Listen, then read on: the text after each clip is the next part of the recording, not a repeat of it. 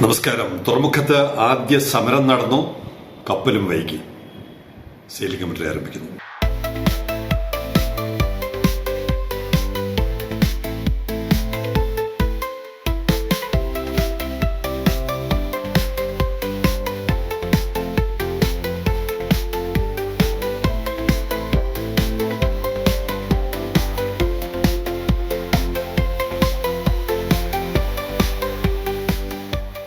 നമ്മുടെ പോർട്ടിലും outer harbour എന്നുള്ള ആശയം ചർച്ച തുടങ്ങിക്കഴിഞ്ഞു. കൂടുതൽ വിവരങ്ങൾ, വിശദമായ വിവരങ്ങൾ ന്യൂസ് ലെറ്ററിലുണ്ട്. വായിക്കണമെന്ന് ആഗ്രഹമുള്ളവർ ഒരു മെസ്സേജ് അയയ്ക്കുക.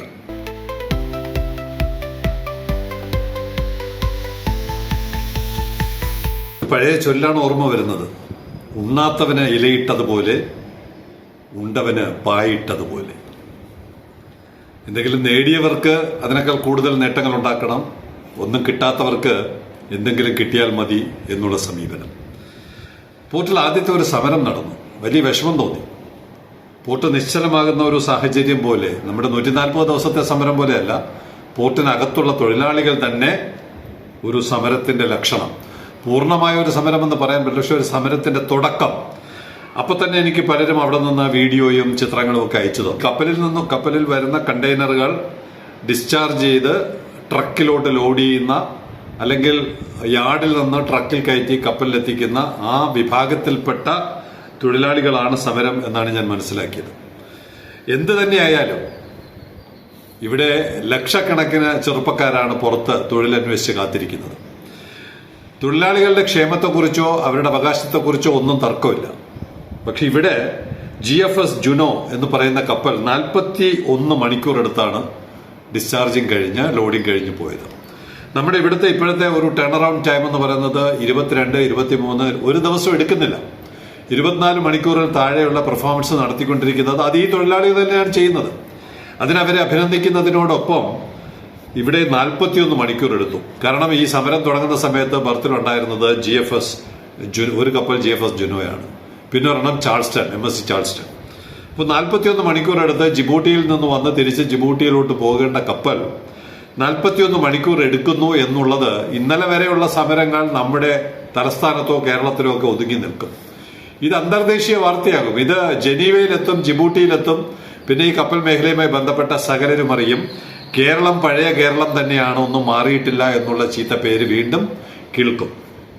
ഇവിടെ തൊഴിലാളികളുടെ അവകാശവും അവരുടെ വിഷമവും ഒക്കെ അഡ്രസ്സ് ചെയ്യപ്പെടേണ്ടത് തന്നെയാണ്. അതിനകത്തൊന്നും യാതൊരു തർക്കവുമില്ല. അത് മാനേജ്മെന്റുമായിട്ട് രമ്യമായ രീതിയിൽ പരിഹരിക്കുന്നതിനുള്ള നടപടിക്രമങ്ങളാണ് സ്വീകരിക്കേണ്ടത്. അല്ലാതെ പണിമുടക്ക് എന്ന് പറയുന്നത് കേരളത്തിന് ഇനി താങ്ങാൻ പറ്റുന്ന ഒന്നല്ല. പ്രത്യേകിച്ച് വലിയ വലിയ സ്വപ്നങ്ങളുമായിട്ട് ഗേറ്റിന് പുറത്ത് കോടിക്കണക്കിന് ജനങ്ങൾ ഇരിപ്പുണ്ട്. നിങ്ങൾക്ക് കുറഞ്ഞ പക്ഷം കഴിഞ്ഞ എത്ര മാസമാണ്, 2024 ജൂലൈ മുതൽ ഇപ്പൊ 2026 ഏപ്രിൽ വരെ ശമ്പളമെങ്കിലും കിട്ടുന്നുണ്ട്. ഇതൊന്നും കിട്ടാതെ ഇപ്പൊ ഗൾഫിലെ യുദ്ധം കാരണം ലക്ഷക്കണക്കിന് ആളുകൾ തിരിച്ചു വരേണ്ട സാഹചര്യമാണ്.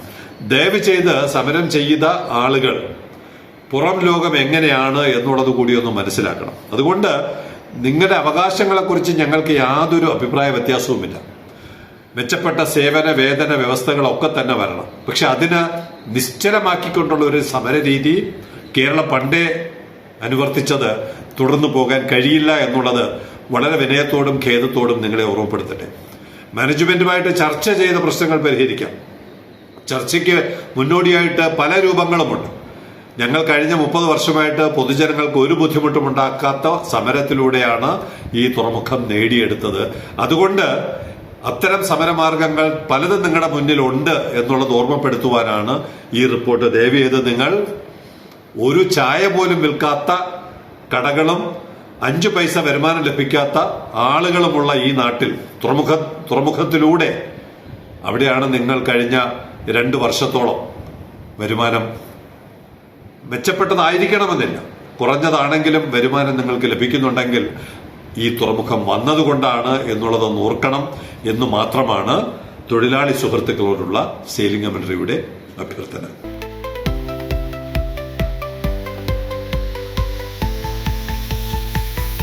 തുറമുഖവുമായി ബന്ധപ്പെട്ട് ഇത്തരം വിഷയങ്ങളിൽ അടിയന്തരമായി ഇടപെട്ട് ഈ ഇവൻച്വാലിറ്റീസ് ഒഴിവാക്കേണ്ട ഒരു മഹാൻ, ആഗോള മഹാനുണ്ട് നമുക്ക്. കള്ളത്തരങ്ങൾ മാത്രമേ വായിൽ നിന്ന് വരികയുള്ളൂ. 2014 ഒരു കൊട്ടക്കണക്കിനുള്ള കള്ളം നിരത്തിയതിന്റെ തെളിവ് നിരത്തി ഹൈക്കോടതിയിൽ പോയ ആളാണ് ഞാൻ. ജഡ്ജിയെ കൂട്ടുപിടിച്ച് അദ്ദേഹത്തിന് അടുത്ത റിട്ടയർ ചെയ്യുമ്പോൾ സ്ഥാനം നൽകാമെന്നുള്ള ഉമ്മൻചാണ്ടിയുടെ വാഗ്ദാനത്തിന്റെ പുറത്ത് ആ കേസ് തള്ളി. 2000 കോടി രൂപയുടെ വികസന പ്രവർത്തനങ്ങൾ ഇവിടെ നടത്തിയെന്നാണ് അദ്ദേഹം പറഞ്ഞത് 2009-2014 കാലഘട്ടത്തിൽ. അത് പൂർണ്ണമായും കള്ളമാണെന്ന് ശ്രീ തരൂരിനെ പോലൊരാൾ, മഹാൻ, വിശ്വമഹാൻ, ഇവിടെ വീണ്ടും the strait of Hormuz crisis has shifted global shipping eyes to my constituency. അദ്ദേഹത്തിന്റെ സ്വന്തം തട്ടകം ലോകം മുഴുവൻ ഇങ്ങനെ വന്ന് ക്യൂ നിൽക്കുകയാണെന്നാണ് പറയുന്നത്. 100 കണക്കിന് കപ്പൽ, ഞങ്ങളെ പരിധി നോക്കിയിട്ട് ഒരു കപ്പലിനെ പോലും കണ്ടിട്ടില്ല. ഇപ്പൊ 41 കപ്പലെത്തി. ശരാശരി 10-60 കപ്പലുകൾ ഓരോ മാസവും വരാറുണ്ട്. 50-60 കപ്പലുകൾ വരുന്ന ആ വളർച്ചയല്ലാതെ ഒരു കപ്പൽ പോലും പുറംകടലിൽ കാത്തുകിടപ്പില്ല. ഇവിടെ എന്താണ്? The strait of Hormuz crisis has shifted global shipping eyes to my constituency. നാണമില്ലേ മനുഷ്യ നിങ്ങൾക്ക് ഇതൊക്കെ പറയാൻ? നിങ്ങൾ എന്ത് എഴുതി വിട്ടാലും വിശ്വസിക്കുന്നത്, നിങ്ങൾ എന്ത് പറഞ്ഞാലും വിശ്വസിക്കുന്ന കുറെ ആളുകൾ കാണുമായിരിക്കും. പക്ഷെ സത്യം എന്താണെന്ന് തിരിച്ചറിയുന്ന സാധാരണക്കാരുടെ മുമ്പിൽ നിങ്ങൾ ഈ വങ്കത്തരങ്ങൾ എഴുന്നള്ളിക്കരുത്. തിരുവനന്തപുരം വിഴിഞ്ഞം port is currently seeing a massive surge with 100 vessels in queue or seeking calls. എവിടെയാണ് ക്യൂ നിൽക്കുന്നത് മിസ്റ്റർ തരൂർ?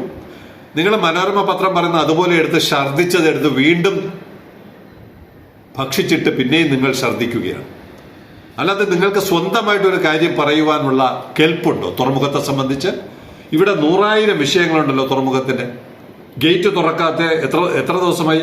638 ദിവസമായി. നിങ്ങൾക്ക് കമാന്നൊരക്ഷരം ഗേറ്റ് തുറക്കുന്നതിനെ കുറിച്ച്. കേന്ദ്രത്തിന്റെ വിഷയമല്ലേ? കസ്റ്റംസ്, എമിഗ്രേഷൻ, സംസ്ഥാനം, റോഡ് കണക്ടിവിറ്റി, NH, ഇത്തരം ഏജൻസികളുമായി ചർച്ച ചെയ്ത് ഒരു ദിവസം മുമ്പ് ഇത് തുറക്കാൻ നിങ്ങൾക്ക് ഇന്ന് വരെ നിങ്ങളുടെ നാവ് പൊങ്ങിയിട്ടുണ്ടോ? ഈ കള്ളത്തരങ്ങൾ പറയുന്ന ആ നാവ് ഇത്തരം കാര്യങ്ങൾക്ക് എന്തുകൊണ്ടാണ് നിങ്ങൾക്ക് വിനിയോഗിക്കാൻ കഴിയാത്തത്? ഇനി അതുപോലെ NH connectivity, outer ring road, ഇവിടെ 1 സെന്റ് ഭൂമി എടുത്തിട്ടില്ല. തുറമുഖവുമായി ബന്ധപ്പെട്ട് ഇപ്പൊ എല്ലാവരും പറഞ്ഞ് വന്നവരെല്ലാം തിരിച്ചുപോയി. ആരൊക്കെ ഭൂമി എടുക്കാമെന്ന് പറഞ്ഞവർ മുഴുവൻ ഭൂമി അതെല്ലാം ഉപേക്ഷിച്ചു. കിൻഫ്ര ഉപേക്ഷിച്ചു, വിസിൽ ഉപേക്ഷിച്ചു. 1 സെന്റ് ഭൂമി എടുത്തു. നിങ്ങൾക്ക് എന്തെങ്കിലും പറയാനുണ്ടോ അതിനെ കുറിച്ചിട്ട്?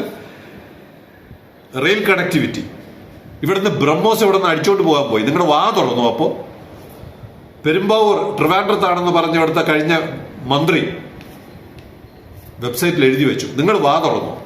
ഇങ്ങനെ ഈ തുറമുഖവുമായി ബന്ധപ്പെട്ട് ഇവിടുത്തെ ജനങ്ങൾക്ക് വരേണ്ട ക്ഷേമ പ്രവർത്തനങ്ങൾ, ഔട്ടർ റിംഗ് റോഡിന്റെ പേരിൽ എത്ര ആത്മഹത്യ നടന്നു? അത്തരം കാര്യങ്ങളിലൊന്നും വാ തുറക്കാത്ത നിങ്ങൾ ഇല്ലാത്തൊരു കാര്യം കിട്ടിയപ്പോൾ അത് എടുത്തു വെച്ച് ട്വിറ്ററിൽ കത്തിക്കുകയാണ്. Today, the tides are turning at Vizhinjam. With the ongoing disruptions in the Strait of Hormuz, the world is looking for a new reliable gateway, and Vizhinjam has answered the call. എന്ത് കോളാണ് answer ചെയ്തത് വിഴിഞ്ഞം? ഏത് കപ്പലിനെയാണ് ഇവിടെ സ്വീകരിച്ചത്? ഹോർമോസിൽ തടയപ്പെട്ടിരിക്കുന്ന കപ്പലുകളെല്ലാം ഇപ്പൊ ഇങ്ങോട്ട് വന്നു.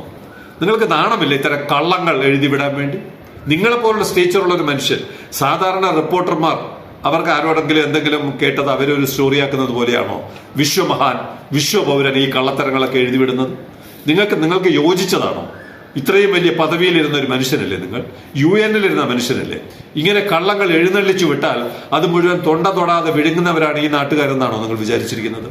ഇവിടെ നെഹ്റുവിന്റെയും ഗാന്ധിജിയുടെയും സ്വാതന്ത്ര്യ സമരത്തിന്റെയും പേരിൽ കോൺഗ്രസിനെ അന്ധമായി വോട്ട് ചെയ്യുന്ന കുറെ ആളുകൾ നമ്മുടെ കോൺസ്റ്റിറ്റ്യുവൻസിയിലുണ്ട്. ആ ഒരൊറ്റ പേര് കൊണ്ട് മാത്രമാണ് നിങ്ങൾ തുടർച്ചയായിട്ട് ജയിച്ചു പോകുന്നത്. അല്ലാതെ നിങ്ങളുടെ മിടുക്കോ നിങ്ങൾ ഈ മണ്ഡലത്തിൽ നടത്തിയ പ്രവർത്തനങ്ങളുടെ ഫലമോ കൂടിയല്ല എന്നുള്ളതെങ്കിലും നിങ്ങൾ തിരിച്ചറിയാൻ ശ്രമിക്കുക. 61 vessels handled in March 2026 alone. ഇതിവിടെ ശരാശരി നടക്കുന്നതാണ്. 50-60 കപ്പലുകൾ നടക്കും. A new record, 100 birthing calls pending. എവിടെയാണ് മിസ്റ്റർ 100 ബർത്തിങ് കോൾസ് ഉള്ളത്? ഒരു സുഹൃത്ത് പറഞ്ഞ നോൺസെൻസ് എന്നാണ് ഈ വാർത്തയെ കുറിച്ച് പറഞ്ഞ നോൺസെൻസ്. നിങ്ങളുടെ ഈ ലേഖനത്തെ കുറിച്ചും അദ്ദേഹത്തിനോട് അദ്ദേഹം പറയാൻ നോൺസെൻസ് ആണ്. നാണമില്ലേ നിങ്ങൾക്ക് നാട്ടുകാരെ കൊണ്ട് ഇങ്ങനെ പറഞ്ഞു കേൾപ്പിക്കാൻ?